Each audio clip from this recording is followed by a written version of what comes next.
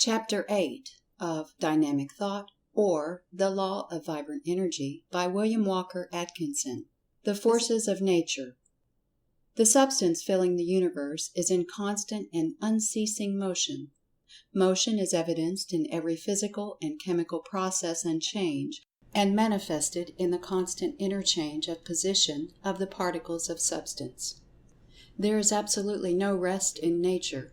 Everything is constantly changing, moving, and vibrating. Building up processes are ever at work forming larger masses of bodies of the particles, and tearing down processes, disintegration and decomposition of molecules and atoms and corpuscles are constantly at work also. Nature maintains a constant balance among her forces. If the building up energies and forces were allowed full sway, then all the particles in the universe ultimately would gravitate to a common center, thus forming a compact and solid mass, which would thus dwell for eternity unless the creative power should move upon it and again scatter its particles in all directions. And if the tearing down and dispersive forces and energies were allowed full sway, the particles would fly apart and would remain asunder for eternity, unless called together by some new creative fiat. But nature pits one force against another, maintaining an equilibrium. The result is constant play and interplay of forces, causing distribution and redistribution of particles, following the gathering together and building up processes. There is no lost motion or waste force. One form of force and motion is converted into another, and so on and on. Nothing is lost, all force is conserved, as we shall see as we proceed. In the public mind, or rather, in the mind of that part of the public which think of the matter at all, there seems to be an idea that force is something of the nature of an entity, separate from substance or mind, something that pounces down upon substance and drives it along by presence from without. The ancient philosophers regarded substance as acted upon from without by an entity called force, substance being regarded as absolutely inert and dead. This idea, which is still held by the average person, owing, doubtless, to the survival of old forms of expression, was generally held by philosophers until the time of Descartes and Newton. This old idea was due to the teachings of Aristotle, he of the ether theory, and science and philosophy were timid about shaking off the Aristotelian dogmas. Others held that light, heat, and electricity were fluids, conveyed from body to body. In fact, the general public still entertains this idea regarding electricity, owing to the use of the term "the electric fluid." The present teaching of science is that force is the result of the motion of the particles of substance, and of course originates from within rather than from without. It is true that motion may be communicated to a body by means of another body in motion, imparting the same to it, but that does not alter the case, for the original motion came from the movement and vibration of the particles of substance, although it may have passed through many stages of transformation, change, and transmission in its progress. The only exception to the rule is gravitation, which is a form of force, the nature of which is unknown to science, although its laws of operation, etc., are understood. We shall learn some new facts about gravitation in the forthcoming chapters of this book. It will be well for us to remember this fact, in our consideration of force and motion, that force and motion originate from the inherent property of motion passed by the particles of substance, and come from within, not from without. This is the best teaching of modern science, and also forms an important part of the theory of dynamic thought, which is advanced in this book. Buckner, the author of Force and Matter, vigorously insists upon this conception, saying, among many other similar expressions, force may be defined as a condition of activity, or a motion of matter, or of the minutest particles of matter, or a capacity thereof. The term force is generally defined in works on physics as that which causes, changes, or terminates motion. The word force is generally used in the sense of in action, While energy is usually used in the sense of potential force, capacity for performing work, the idea being that it is stored up force or force awaiting use. The term power is used in two senses, the first meaning a measure of mechanical energy, such as a 40 horsepower engine, etc.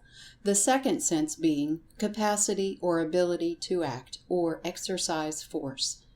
This use being almost identical to the idea of energy as above described, although possibly a little stronger expression.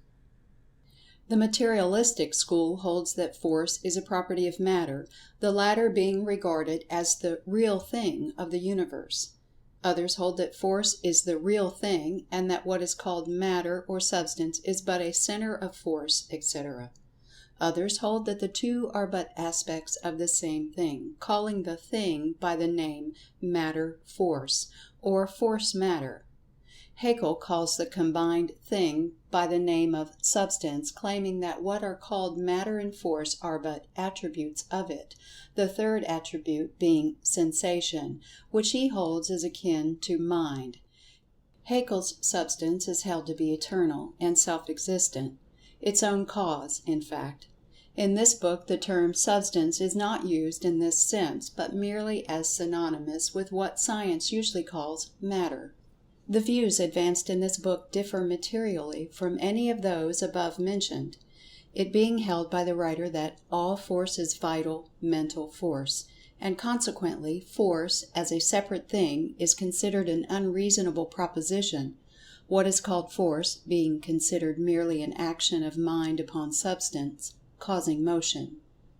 The writer does not intend to advance this idea at this point beyond the mere mentioning of the fact, the theory being brought out and developed as we proceed, and he will proceed to a consideration of the phenomena of force along the lines of modern science, believing that in this way the subject may be better understood.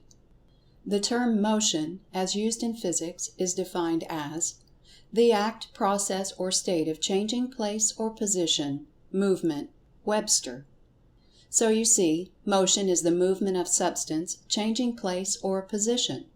Force is that which causes, changes, or terminates motion, and energy is the capacity for manifesting force, and power the ability to act. In works on physics you will notice the expression potential energy, meaning energy awaiting action, also kinetic energy, meaning energy in action, that is, in motion. We shall not need these terms in this book, but it is well to understand them. Another term frequently met with is conservation of energy, which is used to indicate the law of physics, the operation of which renders energy indestructible. That is, science holds that energy cannot be destroyed, that it is not lost or created, but is merely transformed into other forms of energy, potential or kinetic.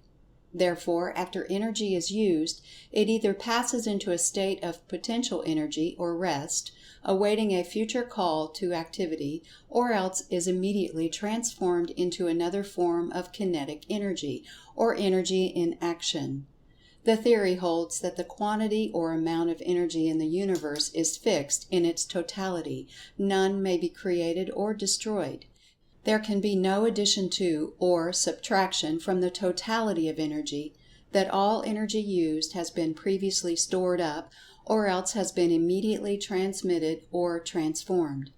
It is also held that when energy manifests as the result of work performed, it is always found that it is at the expense of some previously manifested form of energy, that the agency by which the work is performed always parts with its stock of energy, and that the thing worked upon always acquires or gains the amount of energy lost by the aforesaid agent, or worker, and yet there is no actual loss or gain, but merely transformation. The above theory is mentioned as of interest in the general subject, although it does not play a prominent part in the subject of this book, for the writer holds that all energy resides in mind, and emerges therefrom, and in the end returns thereto. This being believed, it is seen that energy is not to be thought of as a separate thing having a totality, but merely as a quality of mind. The question of its totality or fixed quantity not being inquired into, although both probably run along the lines of the nature of mind and depend upon the limitations or lack of limitations of the latter. However, the question does not assume a vital importance in our consideration of the subject. So far as the question of transmission or transformation of energy is concerned, however, the principles of the law of conservation of energy may be accepted as correct, although it more properly belongs to the principle of what has been called the correlation of force, the idea of which is that one form of energy may be, and is always, transformed into another form, and so on, unto infinity. This idea is followed in this book, except that the idea of from mind originally to mind finally is incorporated within it.